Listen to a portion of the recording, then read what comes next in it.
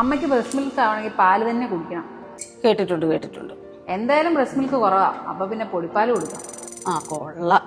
കുഞ്ഞിനെ ഇപ്പോഴേ അവളുടെ കൈ കൊടുക്കണ്ട, ഡെലിവറിയും കഴിഞ്ഞല്ലേ ഉള്ളൂ. ബെസ്റ്റ്. എന്റെ 30 വർഷത്തെ എക്സ്പീരിയൻസിനുള്ളിൽ ഇങ്ങനെ പലതും കേട്ടിട്ടുണ്ട്. പക്ഷെ ഇതൊക്കെ ഉള്ളതാണോ? പാല് കുറവാണെന്ന് വെച്ച് ബ്രസ്റ്റ് ഫീഡിങ് സ്റ്റോപ്പ് ചെയ്യുകയല്ല ചെയ്യേണ്ടത്. ബ്രസ്റ്റ് ഫീഡിങ് കണ്ടിന്യൂ ചെയ്യുന്നത് മിൽക്കിന്റെ പ്രൊഡക്ഷനെ ഇംപ്രൂവ് ചെയ്യും. അമ്മയ്ക്ക് പാലുണ്ടാകണമെങ്കിൽ പാല് തന്നെ കുടിക്കണമെന്നൊന്നുമില്ല. പ്രോട്ടീൻ റിച്ച് ആയിട്ടുള്ള ഫുഡ് ഫോളോ ചെയ്യുക. കൂടാതെ ഡെയിലി ഒരു 3 to 4 ലിറ്റേഴ്സ് വെള്ളം കുടിക്കേണ്ടതാണ്. പിന്നെ ഏറ്റവും ഇമ്പോർട്ടന്റ് ആയിട്ടുള്ള കാര്യം, കുഞ്ഞ് ജനിച്ച ഉടനെ തന്നെ അമ്മയും കുഞ്ഞും തമ്മിലുള്ള സ്കിൻ ടു സ്കിൻ കോണ്ടാക്ട് കൊടുക്കുക എന്നുള്ളതാണ്. ഇത് കുഞ്ഞിന്റെ സക്കിങ്ങിനെയും അമ്മയുടെ മിൽക്ക് പ്രൊഡക്ഷനെയും കൂടാതെ അമ്മയും കുഞ്ഞും തമ്മിലുള്ള ബോണ്ടിങ്ങിനെയും വളരെ ഹെൽപ്പ് ചെയ്യും. പിന്നെ ബ്രസ്റ്റ് ഫീഡിംഗ് എന്ന് പറയുന്നത് അമ്മയുടെ മാത്രം ഉത്തരവാദിത്വമല്ല, പാർട്ട്ണറുടെയും ഫാമിലിയുടെയും ഫുൾ സപ്പോർട്ട് ഈ കാര്യത്തിന് അത്യാവശ്യമാണ്.